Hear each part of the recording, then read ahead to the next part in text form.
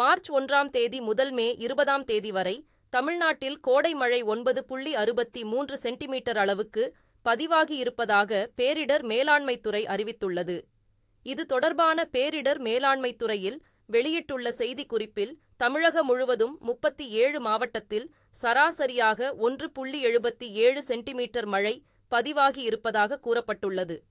அடுத்த 3 நாட்களுக்கு கனமழை பெய்யும் என்பதால் கன்னியாகுமரி, திருநெல்வேலி, தென்காசி உள்ளிட்ட 8 மாவட்டங்களில் உள்ள 4 கோடி பேருக்கு செல்போனில் குறுஞ்செய்தி அனுப்பப்பட்டிருப்பதாக தெரிவித்துள்ளது. மேற்கு தொடர்ச்சி மலைக்கு சுற்றுலா பயணிகள் வர வேண்டாம் என்று நெல்லை மாவட்ட ஆட்சியர் அறிவிப்பு வெளியிட்டுள்ளதாக அதில் கூறப்பட்டுள்ளது. மேலும் பேரிடர் மீட்புக் குழுவைச் சேர்ந்த 296 வீரர்கள் அடங்கிய 10 குழுக்கள் 4 மாவட்டங்களுக்கு அனுப்பப்பட்டிருப்பதாகவும் தமிழ்நாடு பேரிடர் மேலாண்மை வாரியம் தெரிவித்துள்ளது.